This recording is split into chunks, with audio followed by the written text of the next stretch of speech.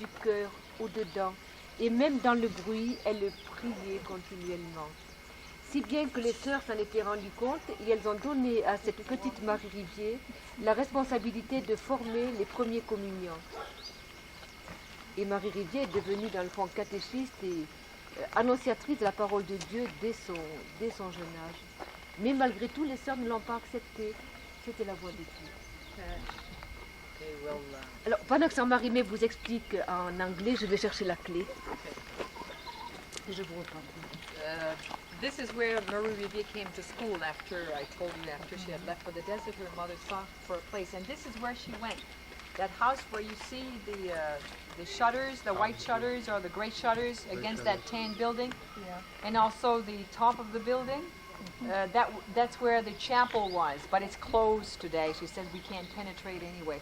The sisters are still there, but it's not a school. It's a place for handicapped children or social cases where they have no place to go. That's where they go. She explained that at the time of the revolution, they had to make a choice whether they were going to accept a state religion or they were going to remain faithful to Roman Catholicism. So the community was divided.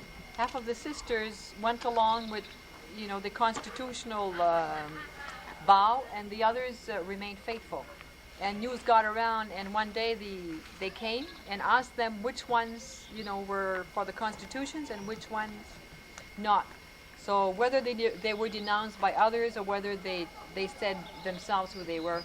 So they were placed in a room until the guillotine would come by. Now the guillotine, I traveled, I guess, on wheels. It went from place to place and it would chop heads. But they waited there, I think it was 3-4 weeks. And by that time the war ended. Napoleon I came over and they were never guillotined. But she was saying after that, what happens when the sisters gather together after? She says, in France, when you say the Our Father, forgive us our trespasses as we forgive those of the others. She says her parents used to say how difficult it was for them to pray this during the war when they saw their properties destroyed and so forth. So we get a sense of that Christian message is not a natural thing. Yeah. And at times, and I'm sure in your life you probably had a very hard time with it at certain times to forgive. But this is where Marie Rivier, at the age of 12, they confided to her the First Communion children. Even at school, she prepared the students for First Communion. They recognized in her that there was something that even none of the sisters had. And remember, when you read her life, those of you that did, during recess time or their free time, they used to build little hermitage there and make believe that they were hermits living out in the desert. Mm-hmm. When you see the countryside, you can imagine. But remember, she had been placed here because she had that being drawn into the desert. So she came here with that and formed these little hermitage. And the sisters today, they're still there. They still are present. And they say, well, Marie Rivier, if we had not said no, you would not be in existence. So God uses those ways to direct and guide. He writes straight and crooked lines, and sometimes the lines are sure crooked, But that's the way he works. You follow them? Yes, and now we're not going.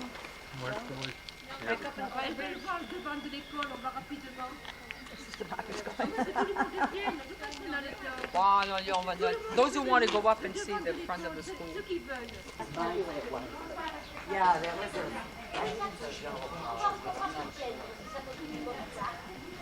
she just let Margaret talk.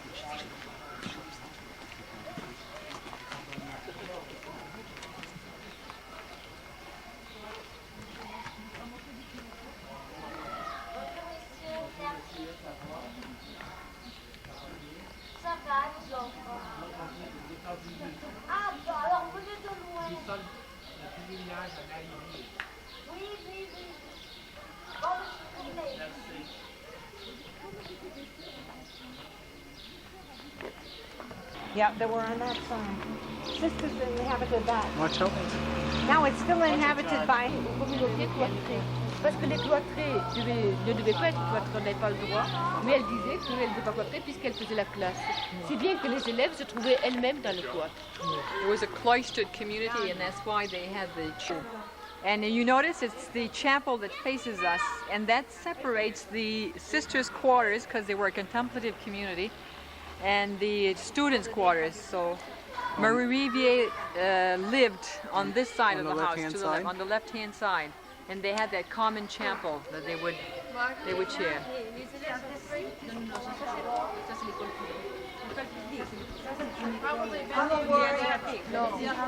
Oh, really?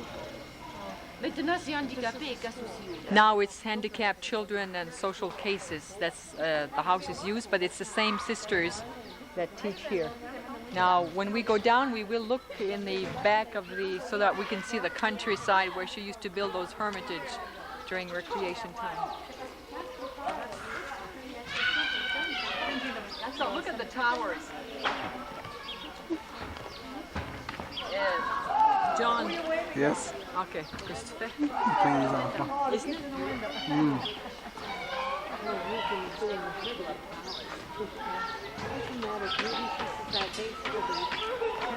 I'll take the Virgin. Is that the same Virgin? Is that the same Virgin? Or? I don't know if that's, sometimes they replace them, so. But the other one from Pradelles that we're going to see is the same Virgin. Uh-huh. No date on it. Always Our Lady of Grace, huh? Many of them. Okay. The children are waving. Yeah, all sorts of colors. Yeah. C'est loin. Ah! C'est les sports, hein? Est-ce que tu es bon dans les sports? Est-ce que tu es bon dans les sports? Quoi? Oui? Aimez-vous la baseball? Comme ça, là. Ah. Nous sommes des États-Unis, nous avons beaucoup. Nous sommes des États-Unis. Nous avons beaucoup de baseball chez nous. Ah oui.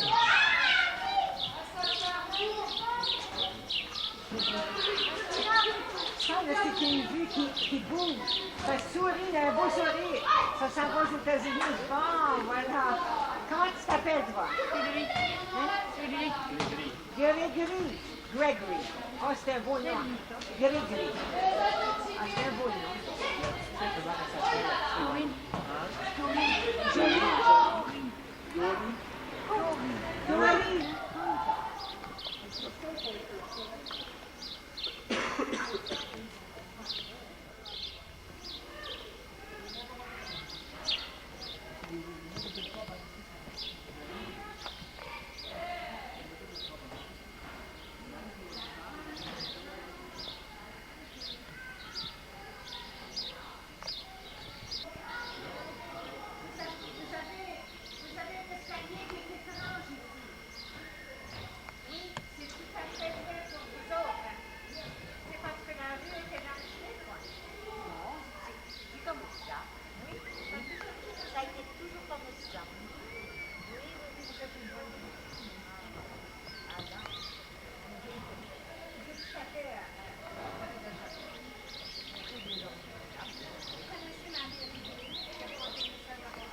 Olivier est venu chercher de l'huile qui brûlait au pied de cette Vierge, et c'est avec cette huile qu'elle a frictionné la jambe de Marie Rivière, et le 8 septembre, après cette friction, Marie Rivière a été guérie pour la deuxième fois.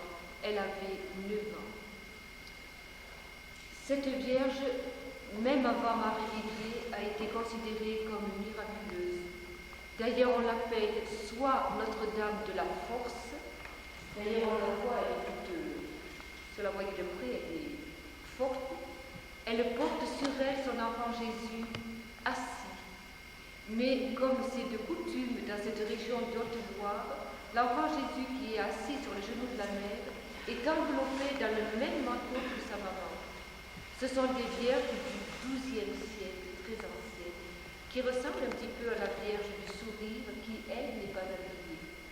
Mais moi, je l'ai connue habillée et elle était comme ça. On voit juste la tête de l'enfant Jésus qui sort du cœur de sa mère. Ça me fait penser un peu à la Vierge des anciennes enfants. This is a very old virgin. It's Egyptian in origin, they think. She said she's not usually streamlined as the virgins we know. She's round and they also called her Our Lady of Strength. And I think it'll be symbolic for us to be anointed, to strengthen that part of us which is weak. It strengthened Mother Vivi's legs. And that's why we can be anointed with the oil of gladness, because we'll be glad because that part of us that needs to be strengthened, will be strengthened. She says why they are dressed this way. This is a 12th century statue. And it was customary here that the child was carried on the mother's knees and was wrapped in the same dress as the mother. And that's why you see that kind of Jesus being wrapped up in Mary and with Mary. That was the way mothers did it at that time. Something like our Indians and the papoose on the back, but they carried them here. Alors, cette Vierge, c'est Notre-Dame de la Force ou encore Notre-Dame des causes impossibles. Another name is Our Lady of the Impossible Cases. In other words, she's a Saint Jude. So you can understand why people came and get the oil. Dans tous les moments difficiles depuis le XIVe siècle, les gens de Pradelles, on peut dire, ont été sauvés à leur prière à Marie.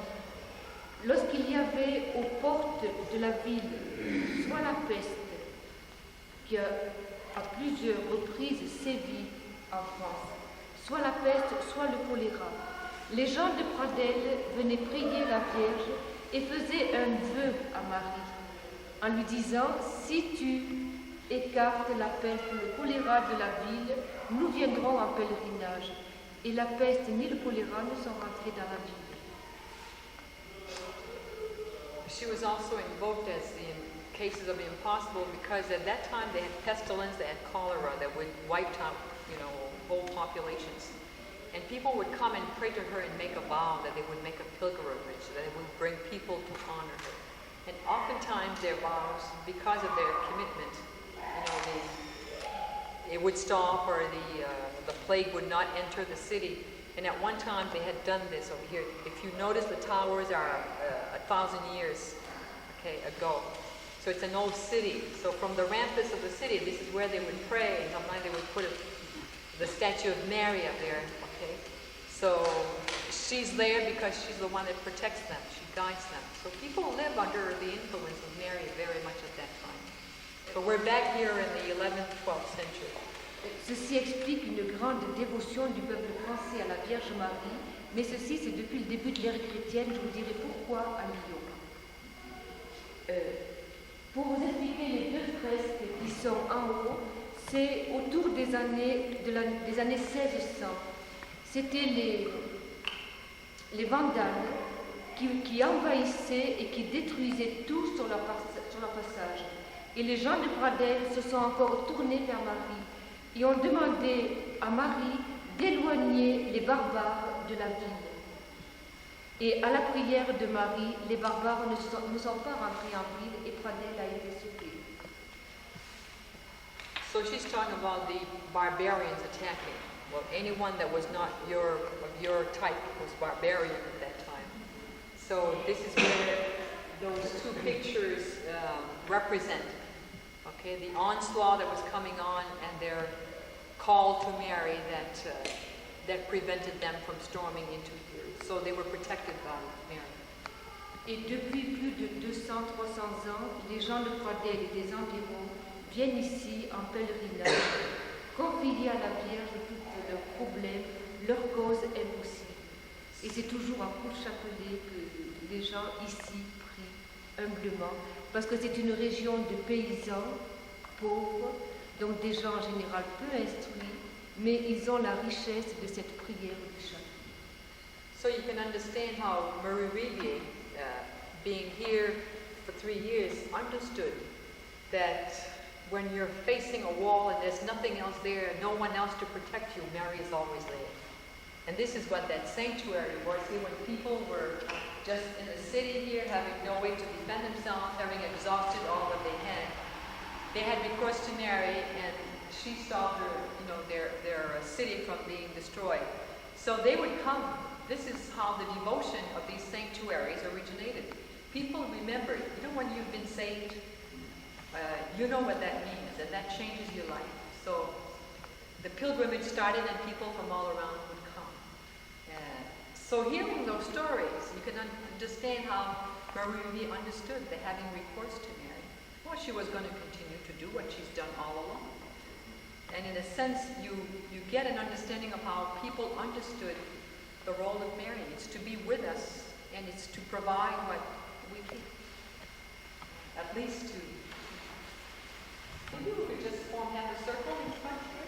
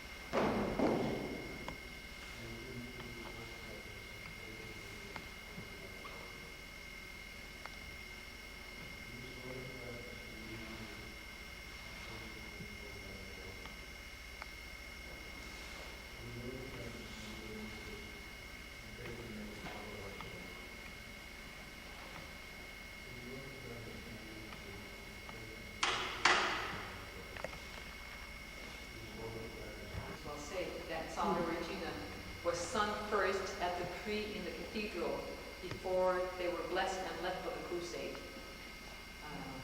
So we're getting ready for the tree. We're ready to.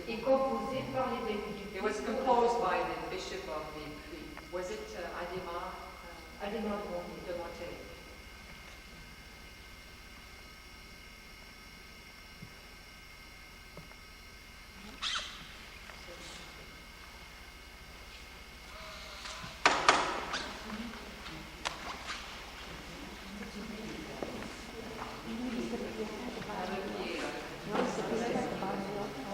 That is nice. Oui, Mariole.